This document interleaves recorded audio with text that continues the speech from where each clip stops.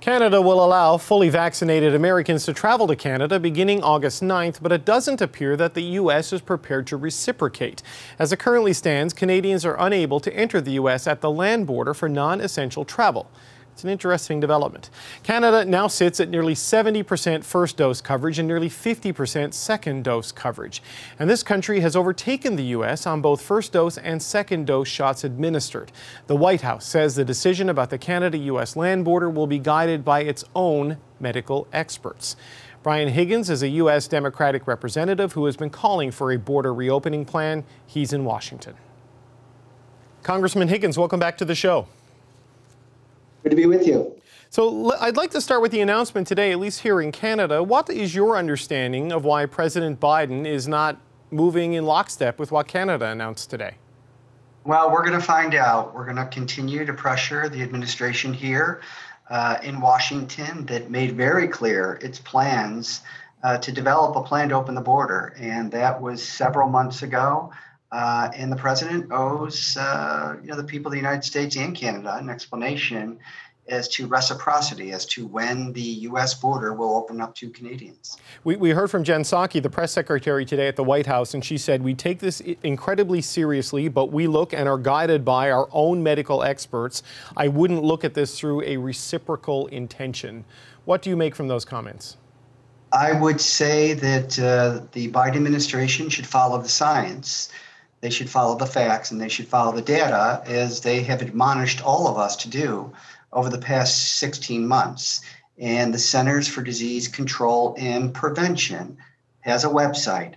On it today is COVID guidance. And it says very explicitly, if you are fully vaccinated, you can return to pre-pandemic activity without a face mask, without social distancing, without quarantine. So follow your own CDC guidelines and open the U.S. border to Canadians. But typically, sir, countries that keep their borders closed, it's because internally they do not yet have COVID under control. And the Delta variant in the United States is causing some problems. We're seeing more than 30,000 cases a day in recent days. Is this an acknowledgement, perhaps, from the White House that the COVID situation in your country just isn't good enough to reopen the border? No, the fact of the matter is those who have been vaccinated have very powerful immunity against giving COVID or getting COVID, including the variants, including the Delta variant. That has been clearly established by Dr. Fauci, who's the president's lead advisor on this. The CDC is the largest public health agency in the world, and their guidance is very clear. So I would suggest the administration get consistent and familiar with the very guidance provided by the Centers for Disease Control and Prevention, which is the federal government's public health arm. Right, but that's for domestic activity. Is it not what the Center for Disease Control is talking about as opposed to, say, lifting border restrictions? I mean, do you take this as this is the Biden White House trying to pressure Americans to get vaccinated before they start lifting restrictions? Well, I think, look, if you lift the restrictions for those who are vaccinated, that serves as an incentive for people that may be vaccine skeptics, may be afraid of needles, to say, hey, wait, I want to move and I want to go over into Canada, but I know that in order to do that, I have to be fully vaccinated. What's occurring right now is the spike in cases is based on regions where the vaccination rates are lower than the national average.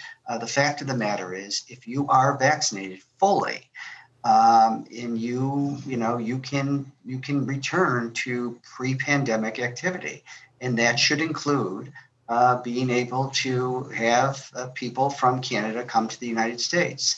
Last year at this time, Americans were not welcomed in Canada. It was well understood why, because our COVID cases were 5, 10, 15 times more than that of Canada. The United States, Americans were not allowed into 27 European countries last year. Now those countries are welcoming most Americans, but you have to be vaccinated. That is the test. That is the inflection point. And if you are vaccinated, you have strong immunity, including against the Delta variant from getting or giving COVID. How much does the southern border come into play here, sir, that the White House might be reluctant to reopen the border, the Canada-U.S. border, without having a comparable plan for the Mexico-U.S. border? That is a very good question, and I suspect that that's something that we're going to be learning over the next couple of days, because I think, the Biden administration, as I've said about, the Canadian federal government and your prime minister, they have an obligation to talk a little bit more about this as to why we're not opening consistent with Canadians opening their border on August 9th. That is just transparency. That is just good public policy. You can't tell people for 16 months to follow the science and then you're not following the science. It just doesn't make any sense. So if there's a good reason for it, as it relates to the southern border, that needs to be articulated. What would be a good reason in your view? I know you've been an advocate of this reopening for quite some time. What could be a good explanation from the White House to you to justify their lack of matching Canada on this? Well, I don't think there is one, and that's my point. Again, if you follow the science and if the administration, the spokesperson for the president is saying they're following, the recommendation, the guidance by public health officials, well, the guidance by public health officials in the United States is clear and consistent and explicit. If you are fully vaccinated, you can return to pre-pandemic activity without wearing a face mask, without social distancing, without quarantine. So that should apply to Canadians coming into the United States as well. How worried are you right now about the sluggish pace of vaccination in the United States? I mean, you've had greater access to vaccines than just about any other country for a long time, yet the rate has really slowed down, and you've got 15 to 20 states just making absolutely no progress. So how worried are you about the state of vaccination and the spread of the Delta variant in your country right now, sir? Well, I'm concerned because this should not be about politics. This should be about public health. And we have all been through hell over the past 16 months. Americans, Canadians, people from throughout the world. And the inflection point, the game-changing moment, was the availability of vaccines. So we have to do everything that we can to encourage people to get vaccinated. And one of the ways you can encourage people to get vaccinated is to say, okay, if you want to travel to Canada, there is a condition.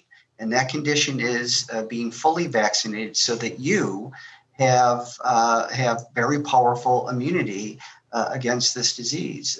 And I think that is as plain as it can be. And it has nothing to do with politics, and it has everything to do with public health and keeping your family safe, keeping your friends, your neighbors, both immediate and binational neighbors, safe. Okay, Congressman Brian Higgins, thank you so much for your time. Thanks for having me. Hi, I'm Vashi Capellos, host of Power in Politics. See more of our show by subscribing to the CBC News channel or click the link for another video.